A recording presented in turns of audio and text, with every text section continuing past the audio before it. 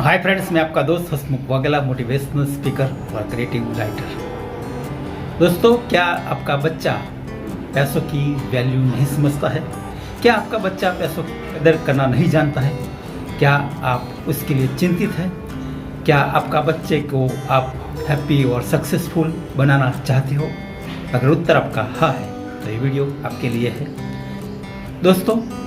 अभी तक आपने चैनल सब्सक्राइब ना किया है तो सब्सक्राइब कीजिए, वीडियो पसंद आए तो लाइक कीजिए, शेयर कीजिए।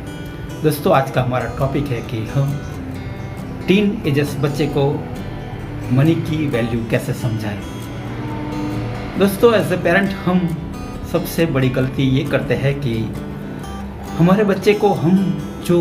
मांगे वो सभी चीज़ ला कर देने का प्रयास करते हैं। हम ऐसा मानते हैं कि हमारे पास सब कुछ है और हमारे पास जो है वो हमारा बेटे का है, हमारे बच्चे का है। और इस तरह से हम बचपन से ही हम हमारे बच्चे को उसकी ज़्यादा से ज़्यादा फैसिलिटीज़ हम देने को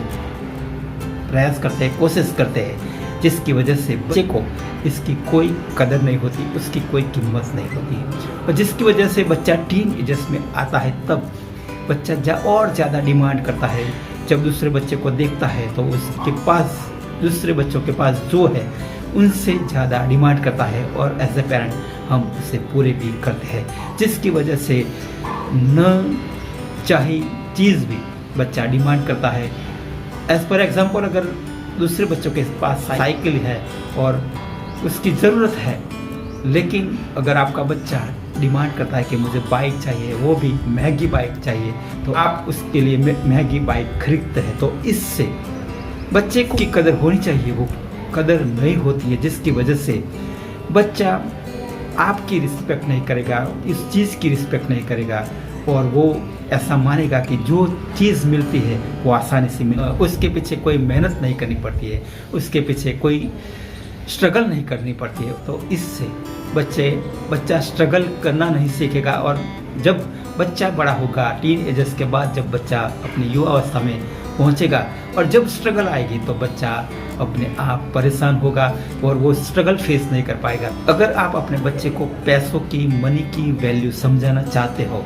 तो सबसे पहले आप बच्चे के पीछे इतना खर्च न करें कि जिससे बच्चा अपने आप को ऐसा मानने लगे कि जो चीज़ मुझे मिलती है वो आसानी से मिलती है। तो दोस्तों, इसके लिए कौन कौन से तरीके हैं जिससे हम हमारे बच्चे को मनी की वैल्यू समझाएं और बच्चा रिस्पॉन्सिबल बने और बच्चा अपनी जिम्मेदारी भी अच्छी तरह से निभा सके और अच्छा सा नागरिक बने, अच्छा सा बच्चा बने और उसका फ्यूचर भी अच्छा हो। इसके लिए हम क्या करेंगे? तो दोस्तों, आइए देखते हैं। तो सबसे पहले जो हमें करने की ज़रूरत है, तो हमें हमारे बच्चे की फैसिलिटीज़ जो हम देते हैं, बच्चे को जो हम लग्जरी देते हैं, उससे कट करने की यानी कम करने की ज़रूरत है। हम एज ए पेरेंट हमारे बच्चे को जो मांगे, जो चाहे वो हम देते हैं, उसकी न ज़रूरत होने के बावजूद भी हम उसे देते हैं, बार बार देते हैं, और जिसकी वजह से बच्चे को उस चीज़ की ज़रूरत न होने के बावजूद भी वो बच्चा डिमांड करता है और एक बार दो बार यूज़ करने के बाद उसे फेंक देता है, छोड़ देता है और दूसरी चीज़ डिमांड करता है और हम उसे देते भी है। एज पर एग्जांपल, अगर बच्चे को कपड़े चाहिए तो उसकी ज़रूरत है, लेकिन वो ब्रांडेड कपड़े चाहिए, उसके ब्रांडेड शूज़ चाहिए या ब्रांडेड बाइक चाहिए, ब्रांडेड मोबाइल चाहिए। इस तरह से बच्चे की जो ज़रूरत है उनसे ज़्यादा ब्रांडेड या महंगी चीज़ों की डिमांड करेगा और हम उसे पूरी भी करेंगे तो बच्चे को उसकी कीमत नहीं होगी। बच्चे को उसकी कीमत का एहसास कराने के लिए हम बच्चे को जो ज़रूरत है, बच्चों की जो एक्चुअल में ज़रूरत है, उसमें भी हम कुछ चीज़ें कम करके जिससे बच्चे को एक स्ट्रगल का एहसास हो और बच्चा जब स्ट्रगल फेस करेगा, जो ज़रूरत है वो उस वक्त न मिलने पर बच्चा जो स्ट्रगल फेस करेगा, उसके लिए जो वेट करेगा और जब 1 या 2 महीने के 3 महीने के बाद जब उस वेट करने के बाद जो चीज़ मिलेगी जो उसकी कदर होगी और अच्छी तरह से उस चीज़ को, उस वस्तु को अच्छी तरह से अपनाएगा, उसकी वैल्यू समझेगा। बच्चा जब टीन एजर्स में आएगा या युवा अवस्था में आएगा तो बच्चे को आपकी भी कदर नहीं होगी, बच्चा आपको भी रिस्पेक्ट नहीं करेगा। तो अगर आप आपसे अपनी रिस्पेक्ट चाहते हो, अपनी दी हुई चीज़ की वैल्यूज़ चाहते हो, अपने पैसों की वैल्यूज़ बढ़ाना चाहते हो, बच्चे को कम से कम फैसिलिटीज़ दो और बच्चे को हर चीज़ की कदर करना सिखाओ। सेकंड थिंग है कि बच्चे को रिस्पॉन्सिबिलिटी बढ़ाए। हम ज़्यादातर एज ए पेरेंट हम हमारे बच्चे को फैसिलिटीज़ तो देते हैं लेकिन रिस्पॉन्सिबिलिटी नहीं देते हैं। तो हम जब बच्चे को फैसिलिटीज़ प्रोवाइड करते हैं तो साथ में इनसे ज़्यादा रिस्पॉन्सिबिलिटी भी दें, जिससे बैलेंस होगा कि फैसिलिटीज़ और रिस्पॉन्सिबिलिटी के बीच में। अगर आप फैसिलिटीज़ ज़्यादा दोगे और रिस्पॉन्सिबिलिटी नहीं दोगे तो बच्चा उस फैसिलिटी की कोई कदर नहीं करेगा। अगर बच्चे की रिस्पॉन्सिबिलिटी बढ़ेगी और फैसिलिटी कम होगी तो एक बैलेंस बढ़ेगा और रिस्पॉन्सिबिलिटी ज़्यादा करने की वजह से वो अच्छी तरह से उस फैसिलिटी को जो मिलती है उसे एंजॉय भी करेगा। बच्चा चाहता है कि मुझे मोबाइल यूज़ करना है तो आप उसे फैसिलिटी देते हो तो साथ में उससे पढ़ाई भी अच्छी तरह से करना है और वो भी पढ़ाई करने के बाद वो फैसिलिटीज़ देना है। इसको आप समझाओगे, इस तरह से बच्चा काम करेगा तभी वो फैसिलिटीज़ को एंजॉय कर सकेगा। तो आप अपने बच्चे को फैसिलिटीज़ जितनी देते हो उससे कम करो और जो रिस्पॉन्सिबिलिटी देते हो वो ज़्यादा करो, जिससे बच्चे को आपकी पैसों की वैल्यूज़ होगी, आपके पास जो है उसकी वैल्यू हो। नेक्स्ट टिप्स है कि बच्चे को सेविंग करना सिखाए। बच्चा जब छोटा है तब से आप जो भी उसको उसकी ज़रूरत के लिए जो पैसे देते हो, उसकी चाहे वो आप 50 रुपये देते हो, 100 रुपये देते हो या 500 रुपये देते हो एज पर उसकी ज़रूरत के हिसाब से, तो बच्चे को ये भी समझाए कि आपके पास जो पैसे हैं उसमें से 20% उसे बचत भी करे, उसे सेविंग भी करे और इस तरह से उसका हिसाब भी रखे कि आपने कौन कौन सी चीज़ में उसे खर्च किया है और कितना पैसा बचा है। बच्चे को एक छोटा सा डिब्बा भी दे कि जिसमें बच्चा उसमें पैसा सेविंग करे और उसे समझाए कि अगर आप सेविंग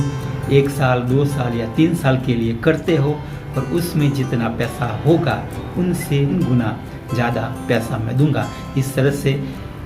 बच्चे ने जो सेविंग की है उसकी अमाउंट के साथ आप 3 गुने अमाउंट ऐड करके, बच्चा जो सेविंग करता है तो उसमें से जो अमाउंट होती है इनसे 3 गुनी अमाउंट ऐड करके बच्चे के लिए जो ज़रूरत है वो ज़रूरत के लिए आप उसे खर्च करोगे। इससे बच्चे को एक सेविंग की आदत होगी, साथ में उसकी जो ज़रूरत है वो आप कुछ पैसा ऐड करके आपकी उसके लिए ज़रूरत भी पूरी करेंगे। इससे बच्चे को बचत की, सेविंग की एक आदत होगी। साथ में आपके घर में जो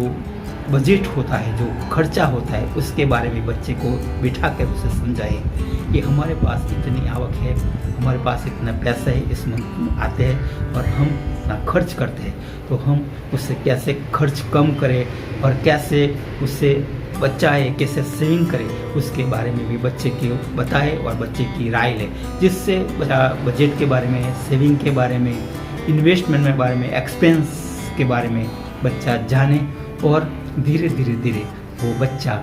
जो पैसा आता है कहाँ से आता है और कहाँ खर्च होता है उसके बारे में भी बच्चा जान सकेगा। बच्चा फालतू चीज़ों में खर्चा करता है तो वो कम करने का चांसेस ज़्यादा रहेगा, तो इससे बच्चा सेविंग करना भी सीखेगा। दूसरी चीज़ है कि बच्चे को जब टीनेजर्स में आने के बाद बच्चा को वैकेशन में, स्कूल के वैकेशन में या कॉलेज के वैकेशन में अगर कुछ न कुछ छोटा मोटा काम करने के लिए उसे भेजते हो, बच्चे ने जो काम किया है, जो इन्वेस्ट किया है अपने वक्त का और उसके साथ जो पैसा मिलता है उससे बच्चे को जितनी अमाउंट मिलती है उससे पता चलेगा कि मैं इतनी मेहनत करता हूँ, इतना काम करता हूँ तो मुझे इतना पैसा मिलता है, जिसकी वजह से बच्चा फालतू खर्चा कम करेगा। भविष्य में बिन जरूरी जो ज़रूरत नहीं है वो खर्चा धीरे धीरे कम करेगा और अच्छी तरह से वो ज़रूरत है वो ही चीज़ खरीदेगा या खरीदने का आग्रह रखेगा, यानी कि उसका बिगाड़ नहीं करेगा, उसका सेविंग करेगा, उसकी बचत करेगा। तो दोस्तों, हम हमारे बच्चे को बचत करना सिखाएं, साथ में उससे कुछ काम भी करना सिखाएं कि जिससे वो कैसा पैसा कहाँ से आता है, कितना आता है और उसके लिए क्या मेहनत करनी पड़ती है उसके बारे में समझ में आए और वो खर्चा कम करे और खर्चा कम करने के बाद जो पैसा बचता है तो कैसे उन्हें इन्वेस्ट करना है वो भी बच्चा सीखेगा। इस तरह से बच्चे की हम फैसिलिटीज़ कम करेंगे, बच्चे को रिस्पॉन्सिबिलिटी ज़्यादा देंगे और इस तरह से बच्चे को जो सेविंग के बारे में हम समझाएंगे तो बच्चा पैसों की वैल्यू समझेगा, पैसों की कदर करना सीखेगा और साथ में ऐसे पेरेंट हमारी भी रिस्पेक्ट करना सीखेगा। तो दोस्तों, ये वीडियो कैसा लगा उसके बारे में कमेंट बॉक्स में लिखें। दोस्तों, अभी तक आपने चैनल सब्सक्राइब ना किया हो तो सब्सक्राइब कीजिए,